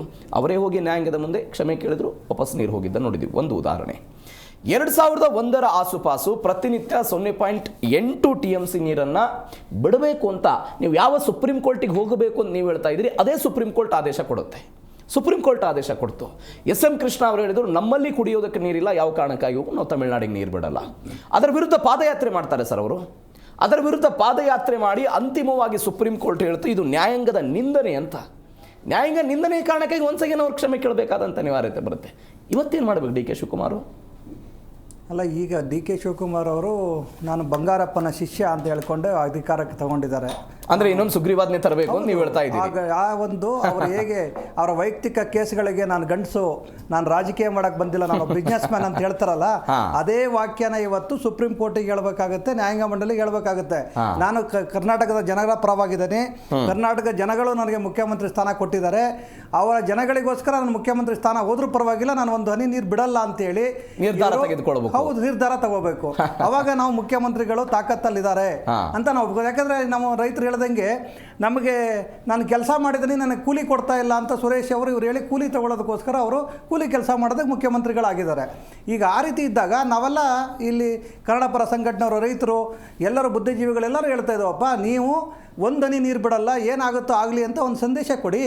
ಅವಾಗ ನಾವು ಮತ್ತೆ ಬಿಡ್ರಿ, ಸರ್ಕಾರ ಉಳ್ಳೋಗುತ್ತನ್ರಿ, ನೀವು ಆ ಸಂದೇಶ ಕೊಡಿ. ಮತ್ತೆ ತಿರ್ಗಾ 136 ಸೀಟನ್ನು 156 ಸೀಟ್ ಬಂದ್ಬಿಟ್ಟು ನೀವು ಮತ್ತೆ ಮುಖ್ಯಮಂತ್ರಿಗಳಾಗ್ತೀರಾ? ಏನಾಗೋದಿದೆ ಅಲ್ಲಿ? ಏನಾಗುತ್ತೆ ಹೇಳಿ? ಇದೇ ಒಂದು ಸುಪ್ರೀಂ ಕೋರ್ಟ್ ಆದೇಶವನ್ನು ಚಾಲೆಂಜ್ ಮಾಡಿ ಜಲ್ಲಿಕಟ್ಟು, ಅದೇ ತಮಿಳುನಾಡು ಜಲ್ಲಿಕಟ್ಟು ಅನ್ನೋದನ್ನು ಚಾಲೆಂಜ್ ಮಾಡಿಬಿಟ್ಟು ಪುನರ್ ಜಲ್ಲಿಕಟ್ಟನ್ನು ಸುಪ್ರೀಂ ಕೋರ್ಟ್ ಆದೇಶನ ಚಾಲೆಂಜ್ ಮಾಡೋರು ಮತ್ತೆ ಆಡ್ತಾ ಇದ್ದಾರೆ ಆತಲ್ವಾ? ಒಂದು ಯಾವುದೋ ಜಲ್ಲಿಕಟ್ಟದ ಒಂದು ಇದನ್ನ ಗೇಮ್ನ, ಆ ರೀತಿ ಕ್ರೀಡೆನ, ಅದು ಆವಾಗ ನಿಮಗೆ ಯಾಕೆ ಗಂಡಸ್ತನ ಇಲ್ವಾ ನಮ್ಮ ರಾಜಕಾರಣಿಗಳಿಗೆ? ನಾವು ಹೇಳ್ತಾ ಇರೋದು ಅದನ್ನೇ ಮಾಡಿರಿ. ಇವತ್ತೆಲ್ಲ ಬೀದಿಗೆ ಇವತ್ತು ನಾವು ನೋಡ್ರಿ, ರೈತರಿಗೆ ನಾವು ಇವತ್ತು ಮನವಿ ಮಾಡ್ಕೊತೇವೆ ಕೈ ಮುಗಿದು, ನೀವು ಏನು ಮಾಡಬೇಕು ಅಂದರೆ ಈ ಬೆಂಗಳೂರು ಜನ ಎಚ್ಚೆತ್ಕೋಬೇಕು ಅಂದರೆ ದಯವಿಟ್ಟು ತಮಿಳ್ನಾಡಿಗೆ ಹೋಗೋ ನೀರಲ್ಲ, ಬೆಂಗಳೂರಿಗೆ ಬರೋ ನೀರನ್ನು ಬಂದ್ ಮಾಡಿ ಫಸ್ಟು. ಅವಾಗ ಏನಾಗುತ್ತೆ, ಕನ್ನಡ ಪರ ಸಂಘಟನೆಯವರಲ್ಲದೆ ಮನೇಲಿ ಕೂತಿರ್ತಾರಲ್ಲ TV ನೋಡಿಕೊಂಡು, ಮನೇಲಿ ಕೂತ್ಕೊಂಡೆ ನನಗೇನು ಆಗಬೇಕಾಗಿದೆ, ಅವನು ಯಾರೋ ಚಂದ ವಸೂಲಿ ಮಾಡ್ತಾನೆ, ಅವನು ಯಾರೋ ಇನ್ನೊಂದು ಮಾಡ್ತಾನೆ, ಅವನು ಯಾರೋ ಗುಂಡ ಅಂಥವ್ರಲ್ಲ, ಅಂಥವ್ರು ಬೀದಿಗೆ ಬರ್ತಾರೆ. ರೈತರು ಹೇಳ್ತಾ ಇದ್ದಾವೆ, ಅಂಥವ್ರು ರೈತರಿಗೆ ಬದಿ ಬರಬೇಕು ಬೆಂಗಳೂರವರು ಅಂದರೆ ನೀವು ಬೆಂಗಳೂರಿಗೆ ಬರೋ ನೀರನ್ನು ಬಂದ್ ಮಾಡಿ ಫಸ್ಟು. ಅವಾಗ ಸದಾಶಿವನಗರದಲ್ಲೂ ನೀರಿರಲ್ಲ, ಡಾಲರ್ಸ್ ಕಾಲಲ್ಲೂ ನೀರಿರಲ್ಲ, ನಿಮ್ಗೆ ಜಯನಗರದಲ್ಲಿ ನೀರಿರಲ್ಲ. ಅವಾಗ ಏನಾಗುತ್ತೆ, ಅವು ಜನಗಳಿಗೆ ಎಚ್ಚೆತ್ಕೋದು, ಕಾವೇರಿ ನದಿ ಸಮಸ್ಯೆನ ಬಗೆಹರಿಸಬೇಕು. ಇಲ್ಲ ಅಂದರೆ ಇದು ಮುಂದಿನ ದಿನ ನನಗೆ, ನನ್ನ ಮಕ್ಕಳಿಗೆ ಮೊಮ್ಮಕ್ಕಳಿಗೆ ನೀರಿರಲ್ಲ ಅನ್ನೋದು ಗೊತ್ತಾಗುತ್ತೆ. ಇವತ್ತು ಏನಾಗಿದೆ ರೀ, ಈ ಒಂದು ಲಜ್ಜೆಗೆಟ್ಟ ರಾಜಕಾರಣಿಗಳು ಅವರ ವೋಟ್ ಬ್ಯಾಂಕಿಗೋಸ್ಕರ ತಮಿಳುನಾಡು ಎಲೆಕ್ಷನ್ ಆಯಿತು ಅಂದರೆ ಎಲ್ಲ ಬೀದಿ ಬಳಿ ವ್ಯಾಪಾರಿಗಳು ಮುಚ್ಕೊಂಡು ಹೋಗ್ಬಿಡ್ತಾರೆ. ಎಲ್ಲ ಅರ್ಧ ಬೆಂಗಳೂರು ಖಾಲಿ ಆಗುತ್ತೆ. ಇವತ್ತು ಇಡೀ ಬೆಂಗಳೂರಲ್ಲಿ ಉಪಯೋಗಿಸುವಂಥ ನೀರು, ಕಾವೇರಿ ನೀರನ್ನು ಇದೇ ತಮಿಳುನಾಡು ಜನಗಳು ಸುಮಾರು ಒಂದು ನಮ್ಮ ಕರ್ನಾಟಕದವ್ರು ಎಷ್ಟಿದಾರೋ ಅದರಲ್ಲಿ 30% ಜನ ಅವರು ಜನನೂ ಯೂಸ್ ಮಾಡ್ತಾರೆ. ಯಾಕಪ್ಪ ನೀವು ಮಾನ ಮರ್ಯಾದೆ ಇಲ್ವಾ? ನೀವು ಯಾಕೆ ಬೀದಿಗಿಳಿಯಲ್ಲ? ನಾವು ಕಾವೇರಿಗೆ ನದಿನ ನಾವು ತಮಿಳ್ನಾಡು ಓಟ್ ಹಾಕ್ತಾ ಇದ್ದೇವೆ, ನಾವಿಲ್ಲಿ ಬೆಂಗಳೂರಲ್ಲಿ ಇದ್ದೇವೆ, ನಾವು ವಿಜಯ್ ಅವರಿಗೆ ಹೇಳ್ತೇವೆ, ನಾವು ಕೂಡ ನಾವು ಬೀದಿಗೆ ಇಳಿತೇವೆ ಅಂತ ಎಷ್ಟು ಜನ ತಮಿಳಿಗರು ಇವತ್ತು ನಮ್ಮ ಜೊತೆಗೆ ಹೋರಾಟಕ್ಕೆ ಬಂದಿದ್ದಾರೆ? ಇದನ್ನ ಯಾರು ಪ್ರಶ್ನೆ ಮಾಡಲ್ಲ. ಇರೋದು DK ಶಿವಕುಮಾರ್ ಒಂದು ಗಟ್ಟಿ ನಿರ್ಧಾರ ಹೌದ್ರಿ, ತಗೋಬೇಕ್ರಿ. ನಮ್ಮ ಪರವಾಗಿ ನಮ್ಮ ಮುಖ್ಯಮಂತ್ರಿಗಳು ನಮ್ಮ ಪರವಾಗಿ ಅವ್ರು ಜಂತರ್ ಮಂತ್ರದಲ್ಲಿ ಇವಾಗ ಏನು ಮೋದಿ ಅವ್ರ ಮನೆ ಮುಂದೆ ಹೋರಾಟ ಮಾಡಿದ್ರು, ರಾಹುಲ್ ಗಾಂಧಿ ಅರೆಸ್ಟ್ ಆದ್ರು ಅಂತ ಹೇಳಿ ಮಾಡ್ತಾ ಇಲ್ಲ. ನಾನು ನಿಮ್ಗೊಂದು ಇನ್ಫಾರ್ಮೇಶನ್ ಕೊಡ್ತೀನಿ ಸರ್. ನಾನು ನಿನ್ನೆ ಕಾಂಗ್ರೆಸ್ನವ್ರಿಗೂ ಕೂಡ ಇದೇ ಮಾತನ್ನು ಕೇಳಿದೆ, ಒಂದ್ಸಲ ನಿಮಗೂ ಕೂಡ ಇದೇ ಮಾತನ್ನು ಹೇಳ್ತೀನಿ. DK ಶಿವಕುಮಾರ್ ಸರ್ಕಾರ ಗಟ್ಟಿ ನಿರ್ಧಾರವನ್ನು ತೆಗೆದುಕೊಳ್ಳದೆ ಹೋಗಿದ್ದಾರೆ. ಜೂನ್ ತಿಂಗಳಲ್ಲಿ 9 TMC ಹರಿಸಬೇಕಾಗಿತ್ತು, ಜುಲೈ ತಿಂಗಳಲ್ಲಿ 31 TMC ಹರಿಸಬೇಕಾಗಿತ್ತು. ಒಟ್ಟು 40 TMC ನೀರು ಕರ್ನಾಟಕದಿಂದ ತಮಿಳುನಾಡಿಗೆ ಹೋಗಬೇಕಾಗಿತ್ತು. ಗಟ್ಟಿ ನಿರ್ಧಾರ ಆಗದೆ ಇದ್ದಿದ್ದರೆ ಒನ್ಸ್ ಅಗೇನ್ ಆ ನಿರ್ಧಾರವನ್ನು ತೆಗೆದುಕೊಂಡಿದ್ದ ಕಾರಣಕ್ಕಾಗಿ ನಾವು 2 TMC ಜೂನ್ ತಿಂಗಳಲ್ಲಿ ಹರಿಸಿದೀವಿ, 0.57 TMC ಜುಲೈ ತಿಂಗಳಲ್ಲಿ ಹರಿಸಿದೀವಿ ಅಂತ ಸರ್ಕಾರದ ಸಮರ್ಥನೆ. ಅಲ್ಲ, ಅವ್ರು ಏನು ಬೇಕಾದ್ರೂ ಸಮರ್ಥನೆ ಮಾಡ್ಕೊಳ್ಳಿ. ಇವತ್ತು ಕೂಡ ಈ ಕ್ಷಣನೂ ಕೂಡ ಕದ್ದು ಮುಚ್ಚಿ ನೀರುಗಳು ಬಿಡ್ತಲೇ ಇದ್ದಾರೆ. ಇದನ್ನ ನೀವು ಸಮೀಕ್ಷೆ ಮಾಡಿ ಮಾಧ್ಯಮದವರು. ಕದ್ದು ಮುಚ್ಚಿ ಬಿಡ್ತಾ ಇದ್ದಾರೆ. ಒಂದ್ ಕಡೆ ರೈತರಿಗೆ ಎದುರ್ತಾರೆ, ಒಂದ್ ಕಡೆ ಹೋರಾಟಗಾರರಿಗೆ ಎದುರ್ತಾರೆ, ಇನ್ನೊಂದು ಕಡೆ ಅದೇ ಕಾಂಗ್ರೆಸ್ ಮಲಿನವಾದ ಸರ್ಕಾರಕ್ಕೆ ಎದುರ್ತಾರೆ, ಇನ್ನೊಂದು ಕಡೆ ಏನು ಸುಪ್ರೀಂ ಕೋರ್ಟಿಗೆ ನ್ಯಾಯಮಂಡಲಿಗೆ ಎದುರ್ತಾ ಇದ್ದಾರೆ. ಇವರು ಯಾವುದೇ ಕಾರಣಕ್ಕೂ ರೈತರ ಪರವಾಗಿಲ್ಲ.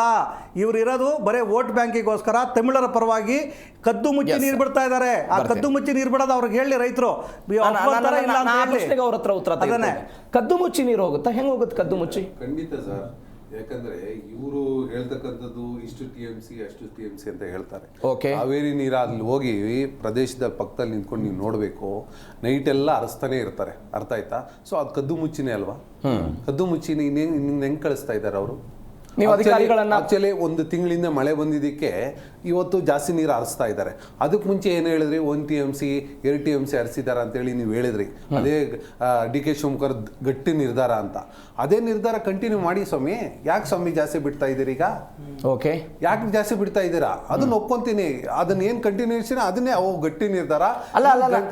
ನಾನು ಹೇಳ್ತಾ ಇರುವಂತಹ ಮಾತು ಅಥವಾ ಸರ್ಕಾರದವರು ಹೇಳುವಂತದ್ದು, ನಾವು ಬಿಡಬೇಕಾಗಿದ್ದು 30 TMC, ಅದರಲ್ಲಿ ಬಿಡ್ತಾ ಇರೋದು 4 TMC, 26 TMC ಸೇವ್ ಆಗ್ತಿದಿಲ್ಲ ಅಂತ ಅವ್ರು ಹೇಳ್ತಾ ಇರೋದು. ಅದೇ ಸರ್, ಅಲ್ಲಿ ನೀರಿದ್ರೆ ತಾನೇ ಅವ್ರು ಬಿಡೋದಕ್ಕೆ. ನೀರೇ ಇಲ್ಲಲ್ಲ.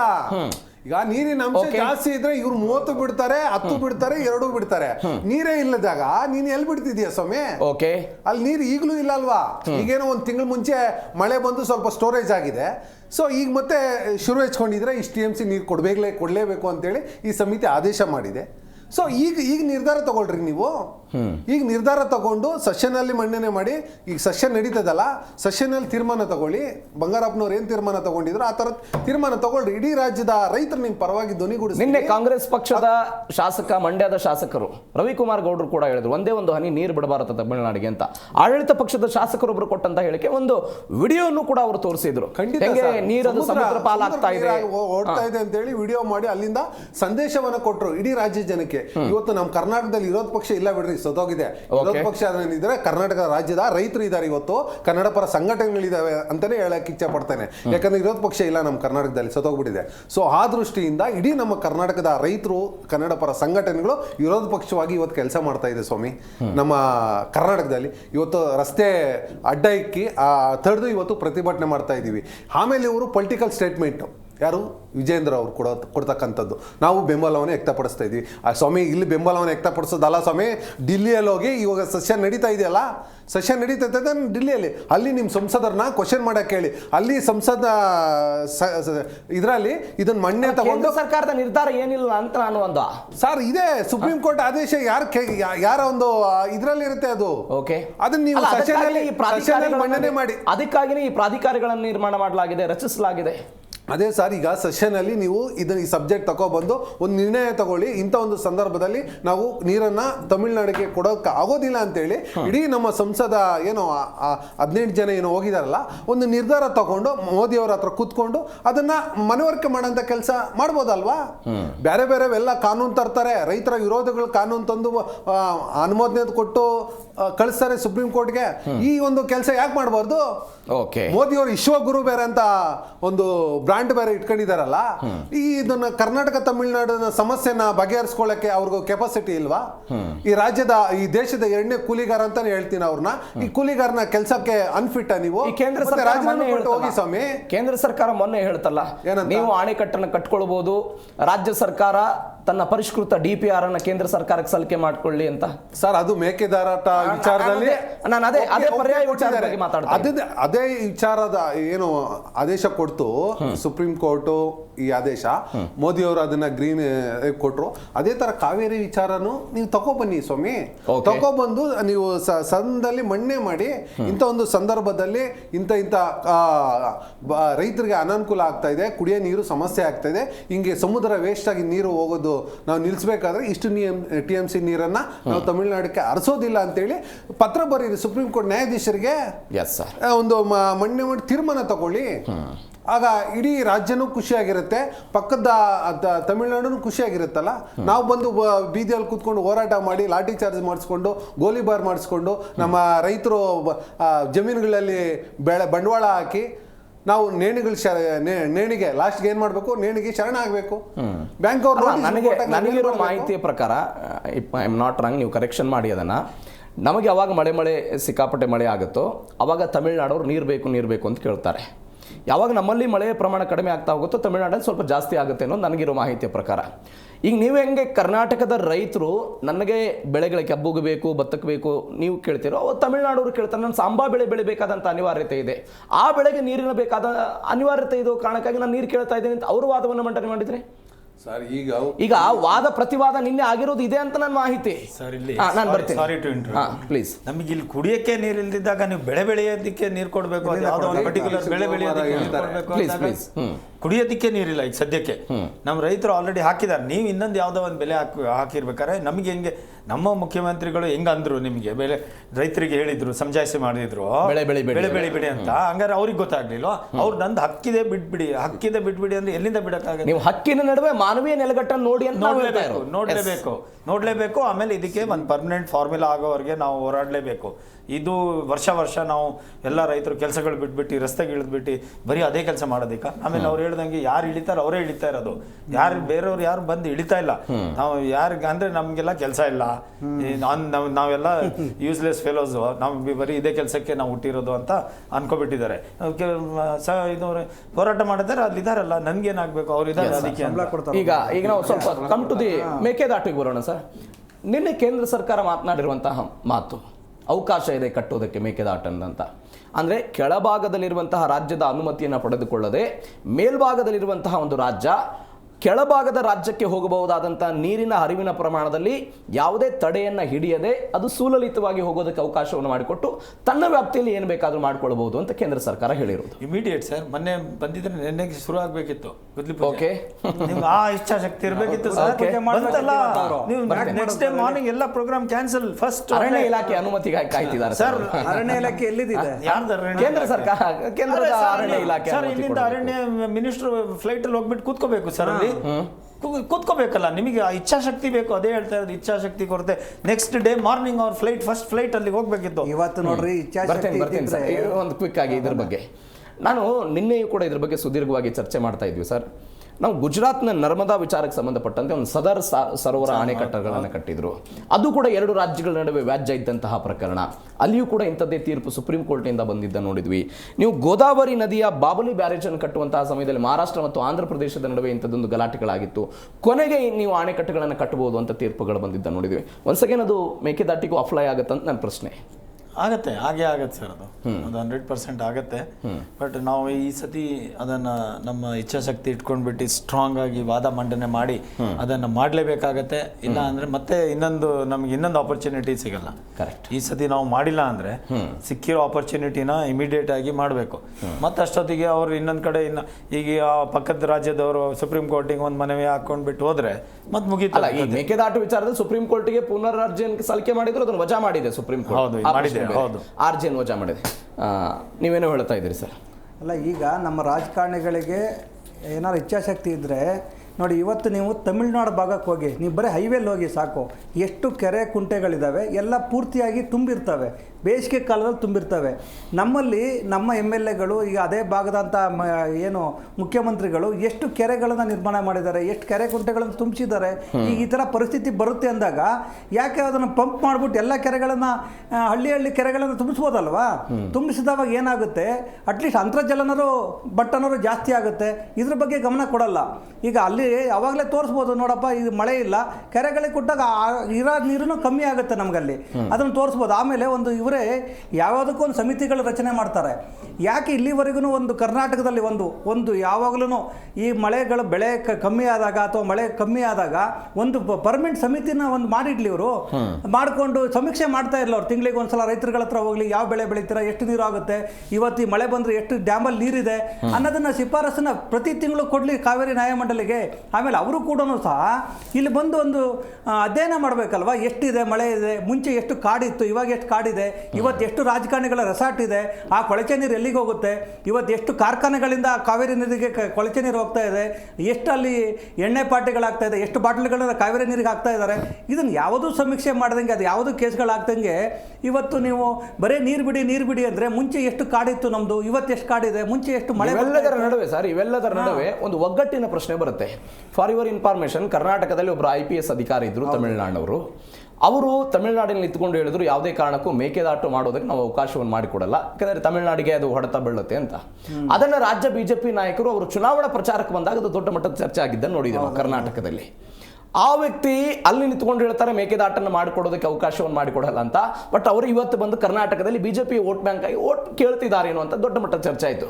ಇದರರ್ಥ ನಾನು ಹೇಳ್ತಾ ಇರೋದು, ತಮಿಳುನಾಡಲ್ಲಿರುವಂಥ DMK ಇರಲಿ, AIDMK ಆಗಿರಲಿ, ಇವತ್ತಿನ TVK ಆಗಿರಲಿ, ಮತ್ತೊಂದು ಪಾರ್ಟಿ ಇರಲಿ, ಅವರು ರಾಜ್ಯದ ಜಲ ನೆಲ ವಿಚಾರಕ್ಕೆ ಬಂದಾಗ ಒಗ್ಗಟ್ಟಾಗ್ಬಿಡ್ತಾರೆ ಅನ್ನುವಂಥದ್ದು ನನ್ನ ಪ್ರಶ್ನೆ. ಬಟ್ ಕರ್ನಾಟಕದಲ್ಲಿ ಆಗ್ತಿಲ್ಲ ಅನ್ನುವಂಥ ಆರೋಪ ಇದೆ. ಅಲ್ಲ, ಅದೇನೇ ಹೇಳ್ತಾ ಇರೋದು. ಕರ್ನಾಟಕದಲ್ಲಿ ಇವತ್ತು ಇಚ್ಛಾಶಕ್ತಿ ಕೊರತೆ ರಾಜಕಾರಣಿಗಳಿಗೆ ಇವತ್ತು ವೋಟ್ ಬ್ಯಾಂಕು. ನಿಮ್ಗೆ ಏನಾದ್ರು ಅಣೆಕಟ್ಟನ್ನು ಕಟ್ಟೋದಕ್ಕೆ ಯಾವ್ದಾದ್ರು ನಾಳೆ ಒಂದು ಕಂಪನಿ ಅದಾನಿ ಅದು ಏನೋ ರಿಲಯನ್ಸ್ ಯಾವುದೋ ಒಂದು ಕಂಪನಿ ಬಂದು ನಿಮ್ಗೆ 60% ಕೊಡ್ತಾನೆ ಅಂದ್ರೆ ಗುದ್ಲಿ ಪೂಜೆಗೆ ಇವತ್ತು ಹೋಗಿರೋರು. ಯಾಕೆ ಹೋಗಲ್ಲ ಅಂದ್ರೆ ಕಾಯ್ತವ್ರೆ ಯಾರು ಕೊಡ್ತಾರೆ. ಇವತ್ತು ಹೆಂಗ್ ಸುರಂಗ ಮಾರ್ಗ ಮಾಡ್ತಾರೆ ಬೆಂಗಳೂರಲ್ಲಿ, ಇದು ಎಷ್ಟು ಪರ್ಸೆಂಟೇಜೋ ಗೊತ್ತಿಲ್ಲ. ಇವತ್ತು ಏನಾಗಿದೆ, ಪರ್ಸೆಂಟೇಜ್ ಕೊರತೆ. ಹಾಗಾಗಿ ಅವರು ಸುಪ್ರೀಂ ಕೋರ್ಟ್ ಆದೇಶ ಇದ್ರೂ ಕೂಡ ತರಾತುರಿಯಲ್ಲಿ ಹೋಗಿ ಗುದ್ಲಿ ಪೂಜೆ ಮಾಡ್ತಾ ಇಲ್ಲ. ಅದು ಟೆಂಡರ್ ಆಗಬೇಕು, ಪರ್ಸೆಂಟೇಜ್ ಬರಬೇಕು, ನಮ್ದು ಮನೆ ಎಷ್ಟು ಫಸ್ಟ್ ತುಂಬುತ್ತೆ, ನನಗೆ ಇದರಿಂದ ಎಷ್ಟು ತಲೆಮಾರದವರೆಗೆ ನಾನು ಆಸ್ತಿ ಮಾಡ್ಕೋಬಹುದು, ಅದಾದ್ಮೇಲೆ ಗುದ್ಲಿ ಪೂಜೆ ಮಾಡೋಣ ಅಂತ ಕಾಯ್ತಾ ಇದ್ದಾರೆ. ಅಷ್ಟೊಳಗೆ ಮತ್ತೆ ಅವ್ರು ಯಾವುದೋ ಒಂದು ಹಂಗೆ ಹೇಳ್ತಾರೆ, ಇನ್ನೊಂದು ಯಾರೋ ಮೋದಿ ಒಂದು ಸ್ವಲ್ಪ ದಿನ ಕಾಯಿ ಅಂತ ಹೇಳ್ಬೋದು, ಅಥವಾ ಸುಪ್ರೀಂ ಕೋರ್ಟ್ ಇನ್ನೊಂದು ತಡೆಯಾಜ್ಞೆ ಕೊಡ್ಬೋದು. ಇದೆಲ್ಲ ಒಂದು ಏನು ಗೊತ್ತಿಲ್ಲ, ಇವರಿಗೆ ಯಾವುದೂ ಕೂಡ ಇದು ಶಾಶ್ವತವಾಗಿರ್ಬೇಕು. ಈ ಸಮಸ್ಯೆಗಳು ಬಗೆಹರಿದ್ರೆ ರಾಜಕಾರಣಿಗಳಿಗೆ ಕೆಲಸ ಇಲ್ಲ. ರಾಜಕಾರಣಿಗಳಿಗೆ ಕೆಲಸ ಇರಬೇಕು ಅಂದ್ರೆ ವೋಟ್ ಬ್ಯಾಂಕ್ ಕನ್ವರ್ಟ್ ಆಗಬೇಕು ಅಂದ್ರೆ ಜಾತಿಯಲ್ಲಿ ಜಗಳ ಆಗಬೇಕು, ರಾಜ್ಯದಲ್ಲಿ ಜಗಳ ಆಗಬೇಕು, ಇವ್ರು ಬೆಳೆ ಬೆಳೆಸ್ಕೋಬೇಕು. ಈ ಒಂದು ಮಟ್ಟದಲ್ಲಿ ಇವತ್ತು ರಾಜಕಾರಣಿಗಳ ಥಿಯರಿ ಆಗಿದೆ. ಎಲ್ಲಾ ಪಕ್ಷದವರು, ವಿರೋಧ ಪಕ್ಷ ನೋಡಿ ಇವತ್ತು ಹೇಳಿ ಹೆಂಗಾಗಿದ್ದಾರೆ, ವಿರೋಧ ಪಕ್ಷ ಆರಿಸೋದಂಗೆ ಜಾತಿಯ ಮೇಲೆ, ಮುಖ್ಯಮಂತ್ರಿ ಮಾಡೋದಂಗೆ ಜಾತಿ ಆಧಾರದ ಮೇಲೆ. ಈ ಜಾತಿ ಆಧಾರ ಬಿಟ್ಟು ಸಮರ್ಥರಿಗೆ ಕೊಟ್ರೆ ಇವತ್ತು ಏನಾಗುತ್ತೆ, ಸಮರ್ಥರು ಕೊಡಬೇಕು ಅಷ್ಟೇ. ಅಂಬರೀಶ್ ಅವರೇ, ವಾಟ್ ನೆಕ್ಸ್ಟ್? ಏನಿಲ್ಲ ಸರ್, ಈಗ ನಮ್ಮದು ಕುಡಿಯೋ ನೀರು ಅದ್ರ ಜೊತೆಗೆ ಇರ್ತಕ್ಕಂಥ ಬೆಳೆಗಳಿಗೆ ನೀರು ಕೊಡಿ ಸ್ವಾಮಿ ಅಂತ ನಾವು ಕೇಳ್ತೀವಿ. ಕೊಟ್ಟರೆ ಓಕೆ, ಕೊಟ್ಟಿಲ್ಲ ಅಂದರೆ ರಸ್ತೆ ಬಂದು ನಾವು ಪ್ರತಿಭಟನೆ ಮಾಡ್ತೀವಿ. ಅದ್ರ ಜೊತೆಗೆ ಈಗ ಸಮಸ್ಯೆ ನೋಡಿ ಸರ್, ತುಂಗಭದ್ರಾ ಮೊನ್ನೆ ರೀಸೆಂಟಾಗಿ 3 ರಾಜ್ಯದ ಮುಖ್ಯಮಂತ್ರಿಗಳು ಬಂದು ಬಿಟ್ಟರು. ಅಲ್ಲಿ ಸಮಸ್ಯೆ ಯಾಕೆ ಸರ್ ಆಗ್ತಾ ಇಲ್ಲ? ನಮ್ಮ ನೀರು ಹೋಗ್ತಾ ಇದೆ, ಎಲ್ಲಿ ಆಂಧ್ರ ಹೋಗ್ತಿದೆ, ಅಲ್ಲಿ ಒಂದು ದಿನ ಆದ್ರೂ ಇಂಥ ಒಂದು ಸಮಸ್ಯೆಗಳ ಕೃಷ್ಣಾ ಮೇಲ್ದಂಡೆ ವಿಚಾರದಲ್ಲಿ ಸಮಸ್ಯೆ ಇದೆ ಸರ್. ಅಲ್ಲಿ ಆಂಧ್ರ ಪ್ರದೇಶ ಕರ್ನಾಟಕ ವಿಚಾರದಲ್ಲಿ ಕೃಷ್ಣಾ ಮೇಲ್ದಂಡೆ 3ನೇ ಹಂತದ ಕಾಮಗಾರಿ ವಿಚಾರ ಗೊಂದಲ ಇದ್ದೇ ಇದೆ, ಆ ಪ್ರಕರಣ ಇದ್ದೇ ಇದೆ. ಸೊ ಇಂಥ ಒಂದು ನಮ್ಮ ಕಾವೇರಿ ವಿಚಾರ ಅಂತ ಬಂದಾಗ ಅದು ಅಷ್ಟು ಮಟ್ಟಕ್ಕೆ ಸಮಸ್ಯೆ ಬರ್ತಾ ಇಲ್ಲ. ಅಲ್ಲಿರ್ತಕ್ಕಂಥ ರೈತರು ಏನು ಭತ್ತ ಬೆಳ್ಕೊಂತ ಇದ್ದಾರೆ, ಮತ್ತೊಂದು ಮುಗ್ದೊಂದು ಎಲ್ಲ ಬಗೆಹರಿಸ್ತಾ ಇದ್ದಾರೆ. ಮತ್ತು ಇದು ಕಾವೇರಿ ನೀರು ವಿಚಾರ ಅಂತ ಬಂದಾಗ ಇಡೀ ನಮ್ಮ ರಾಜ್ಯದ ಜನತೆ ಒಗ್ಗಟ್ಟಾಗಿ ಅದ್ರ ಜೊತೆಗೆ ಏನು ಬಂಗಾರಪ್ಪನವರು ಮಾಡಿದರು, ಅದ್ರ ಜೊತೆಗೆ ನಮ್ಮ ಅಂಬರೀಷ್ ಅಣ್ಣವರು ರಾಜೀನಾಮೆ ಕೊಟ್ಟು ಮಂಡ್ಯ ಬಂದು ಪ್ರತಿಭಟನೆಯಲ್ಲಿ ಭಾಗಿಯಾಗಿದ್ರು. ಅದೇ ಥರ ಇವತ್ತು ಕುಮಾರಣ್ಣವರು ಕೂಡ ರಾಜೀನಾಮೆ ಕೊಟ್ಟು ರೈತರ ಪರ ನಿಲ್ಲಬೇಕಾಗತ್ತೆ ಅಂತ ಹೇಳಕ್ ಬಯಸ್ತಾರೆ. ಎಸ್, ನೋಡೋಣ ಏನಾಗುತ್ತೆ ಈ ಪ್ರಕರಣ ಅಂತ. ಥ್ಯಾಂಕ್ ಯು ಸೋ ಮಚ್ 3 ಜನರಿಗೂ ಕೂಡ ಇಷ್ಟ ಚರ್ಚೆಯಲ್ಲಿ ಭಾಗವಹಿಸಿದ್ದಕ್ಕೆ.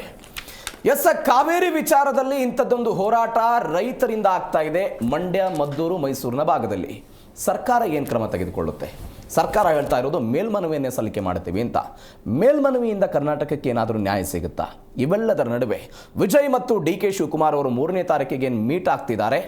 ಆ ಮೀಟ್ನ ಪರಿಣಾಮ, ಆ ಸಂಧಾನದ ಪರಿಣಾಮ ಅಥವಾ ಮಾತುಕತೆಯ ಪರಿಣಾಮ ನಮ್ಮ ರಾಜ್ಯದ ರೈತರಿಗೆ ಏನಾದರೂ ಖುಷಿ ಸುದ್ದಿ ಕೊಡುತ್ತಾ? ಕಾದ್ ನೋಡೋಣ. ಇದರೊಂದಿಗೆ ಇವತ್ತಿನ ಮೆಗಾ ಸುದ್ದಿ ಮುಗಿಸ್ತಾ ಇದ್ದೀನಿ. ನೋಡ್ತಾ ಇರಿ ಜೀ ಕನ್ನಡ ನ್ಯೂಸ್, ಸತ್ಯವೇ ಸುದ್ದಿಯ ಜೀವಾಳ.